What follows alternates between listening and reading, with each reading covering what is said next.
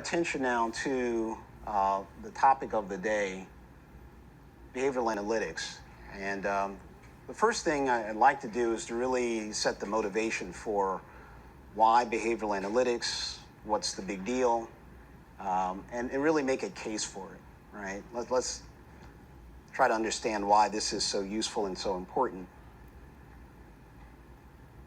So why behavioral analytics? Now, many companies have invested in cybersecurity, and they're realizing that perimeter defense that they're quite used to using, setting up firewalls and virus tools to detect any viruses, it's not enough. It doesn't ever seem to be enough, no matter how much they do. And they're realizing that in order to really improve defenses, they're going to need a little bit more than just perimeter defense. Behavioral analytics is that something that they're looking to possibly augment with perimeter defense to try to predict what might happen, or to at least detect early warning signs so they can nip it in the bud, as we say. If you can detect something's happening fairly soon, maybe you can stop it early, shut down, do a lockdown before serious damage is done. So companies are realizing that behavioral analytics is critically valuable to predicting how and when attacks take place. And this insight can guide companies to making timely decisions about how to implement defenses and where to allocate company resources. At the end of the day, it does come down to company resources, which are limited. And a large problem with perimeter defense is that, if you have a fairly large attack vector, right, or attack surface, you can't cover it all, right? It's incredibly difficult to cover it all. So companies typically are stretched and their budgets are too thin to cover everything, and to do that every year or every 6 months, whatever the cycle is. So, there has to be a better way to try to deal with attacks. Maybe by the time the attack occurs, and by the time you realize it has occurred, it's way too late. The sensitive information has been stolen or has been encrypted. So there needs to be some way of maybe detecting subtleties, changes that are happening in your environment, so that you can either prevent or you can lock down at an early stage. So this is a course primer. This is to get you as a cybersecurity specialist thinking about what behavioral analytics is, how it can be used and incorporated into your overall cybersecurity strategy.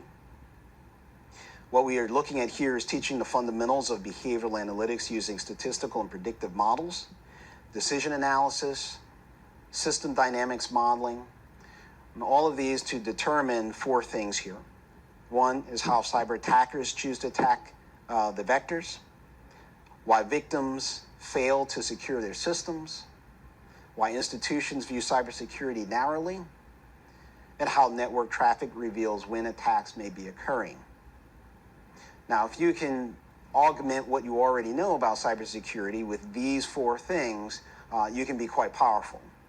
Because once you've exhausted all of your perimeter defense activities, then you can take things to the next level and begin to understand why people are doing the things they do, both on the good side and bad side. So this course provides a set of valuable tools to quantitatively analyze and predict behavior in complex security theaters. Okay, and those tools will be the statistical analysis tools. We'll look at decision trees, and we'll also look at VinSim for system dynamics modeling. All right, so let's look at the human factor. Okay, we can't ignore the person. Now, people by nature are creatures of habit. We get into habits and we like the routine, and our behavior on the internet, whether it's at work or at home, it's pretty much the same, right? It's by habit. So through developing and deploying behavioral analytics in terms of tools or techniques, that baseline an individual's behavior and their trends, organizations can detect deviations from the baseline. And once you can detect the deviation of the baseline, you can ask questions. Why? Why did they deviate? Was it just normal business growth? Maybe we're trying something new and therefore people are behaving a little differently. Or is there something a little more problematic here with their behavior? Is this person troubled? Do they have a grievance against the company? If we see differences in network traffic, does that difference signify that someone is snooping in certain servers where they shouldn't? These deviations are all based on the baseline. So we have to first get what the baseline is, and then we have to look at what is that delta. Yeah?